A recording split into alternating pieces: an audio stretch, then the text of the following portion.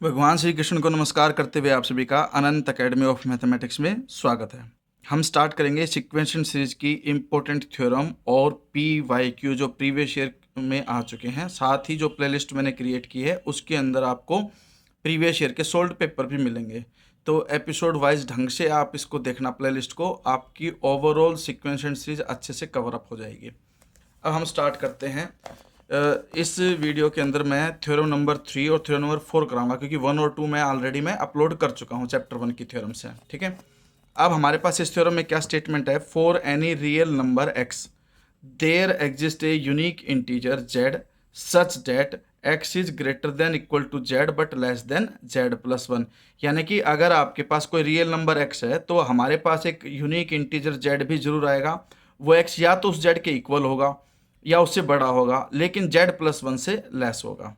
तो हम कंसिडर करते हैं एक सेट को S, और उसमें ऐसे एलिमेंट हैं कि वो less than equal to x होंगे, और m जो है आपका इंटीजर से बिलोंग करेगा, z से बिलोंग करेगा। तो ठीक है, ये सेट S हो गया हमारे पास।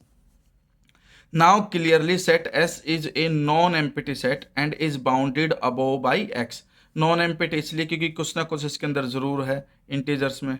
ठीक है, एक एलिमेंट m है और वो m क्या है? Less than equal to x है, तो इसलिए बाउंडेड अबोव भी हो गया। Therefore by completeness axioms S must have a least upper bound से z। यानी कि कंप्लीटनेस एग्जाम कहती है कि अगर कोई भी सेट आपका बाउंडेड अबव हो जाता है तो वहां पर लीस्ट अपर बाउंड जरूर आता है, और वो हमने क्या मान लिया? z मान लिया। तो z is least upper bound of set s and x is an upper bound of set x। देखिए x तो है अपर बाउंड, z है लीस्ट अपर बाउंड, तो इसलिए लीस्ट होने की वजह से z जो है वो less than equal to x होगा। ये एक कंडीशन आ गई, इसको हम इक्वेशन 2 नाम दे देंगे। Now we have to prove that. अब हमें सिर्फ क्या वेरीफाई करना है कि जो x है वो लेस देन z+1 है, ये वेरीफाई करना है। तो लेट इफ पॉसिबल हम इसका उल्टा मान लेते हैं कि भाई लेस नहीं है बल्कि ग्रेटर और इक्वल है। ठीक है, अगर ग्रेटर और इक्वल है तो मेंबर जो है आपके पास, देखो z+1 less than equal to x हो गया। इसका मतलब z+1 किससे बिलोंग करेगा? z से बिलोंग करेगा ना, सॉरी s से बिलोंग करेगा। s से क्यों बिलोंग करेगा? क्योंकि हर वो मेंबर जो less than equal to x है और z से बिलोंग करता है, तो इसका मतलब वो किससे बिलोंग करेगा? सेट s से बिलोंग करेगा। ठीक है, तो अब हमारे पास कंडीशन ये आ गई कि also z is least upper bound of set s। अब z क्या है आपका? लीस्ट अपर बाउंड है।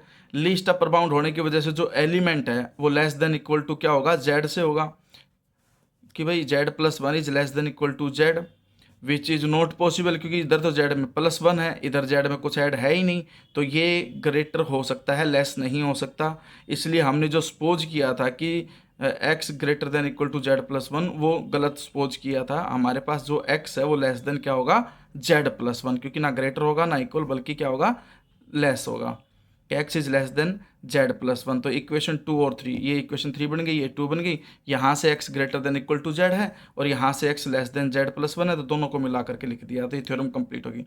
अब इस थ्योरम का यूज करके नेक्स्ट थ्योरम होगी, इसलिए मैंने ये थ्योरम समझाई। Between two distinct real numbers there are infinitely many rational numbers let x and y be two real numbers such that y greater than x। अब y ग्रेटर देन x ले लिया मैंने, तो x को minus करेंगे y में से, तो y minus x greater then 0 आ गया। हमारे पास अब दो नंबर आ गए, एक तो आ गया y माइनस एक्स और एक हमने ले लिया 1। Are two positive real number, दो पॉजिटिव रियल नंबर हो गए हमारे पास।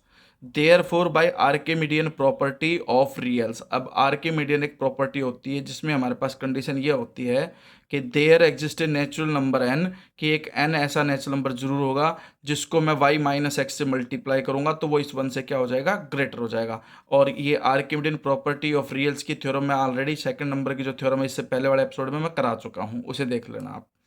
तो n into y minus x greater than 1 हो गया। फिर ये n y minus n x, n को अंदर मल्टीप्लाई कर दिया, ग्रेटर देन 1। एन वाई यहीं रह गया, एन एक्स उधर जाके ऐड हो गया, तो कुल मिलाकर के कंडीशन ये आ गई कि भी n+1 is less than n y, और इक्वेशन 1। अब nx+1 is a real number, so there exist a natural number m and m+1 such that, अभी जो थ्योरम की थी उसके अकॉर्डिंग nx+1 जो है वो greater than equal to m होगा बट लेस देन m+1 होगा। ये एक कंडीशन हो गई। इसके अलावा जो फर्स्ट इक्वेशन थी उससे हमारे पास ये आया था कि भाई एन एक्स प्लस वन तो हम ले लेते हैं greater than equal to m, लेकिन वो लेस देन किससे है, एन वाई से है। तो n x plus one is less than m plus one, क्योंकि यहाँ से कंडीशन क्या है, n x plus one less than m plus one है। इसका मतलब वन से वन कट कर दो, एन एक्स लेस देन क्या आ जाएगा, एम आ जाएगा। तो इक्वेशन टू का यूज करेंगे तो हमारे पास कंडीशन क्या आएगी कि जो m है वो आपका ग्रेटर देन हो गया एन एक्स से, फिर n x plus one greater than equal to m हो गया, क्योंकि यहाँ से लीजिए आप, और वो किससे लेस देन हो गया, n x plus one n y से। तो ये इस तरह से सीक्वेंस बनी से। एक बार फिर से देख लो कि भाई हमने प्रूफ कर दिया यहाँ से कि वन से वन कट के m जो है ग्रेटर देन एन एक्स हो गया, फिर m less than equal to n x plus one है और n x plus one less than है एन वाई, तो इन सबको एक साथ लिख दिया हमने। अब बीच के सब टर्मों को हटा दो, सिर्फ जो ज़रूरी हमें वही चाहिए, एक तो एन एक्स ले लो और एक एन वाई ले लो, बीच में m ले लिया मैंने, और पूरी इक्वेशन को n से डिवाइड कर दिया। तो यहाँ x बच गया, यहाँ y बच गया, यहाँ m अपॉन n हो जाएगा, और इस m अपॉन n को क्या मान लेंगे हम, r1। तो एक नंबर आ गया r1 greater than x but less then y। तो thus between two real numbers x and y there lies a rational number m by n which is equal to r1। Now x and r1 are two real number. अब x और r1 दो real number हो गए। Repeating the above argument, यह same procedure repeat करेंगे तो हमारे पास वहाँ पर एक r2 आ जाएगा, और such that r2 lies between x and r1। So r2 is greater than x, r1 is greater then r2 and r1 is less then y।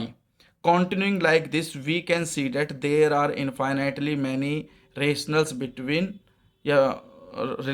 rationals which lies between x and y। तो इस तरह से हम process को करते जाएंगे तो infinitely many rationals हमारे पास आ जाएंगे।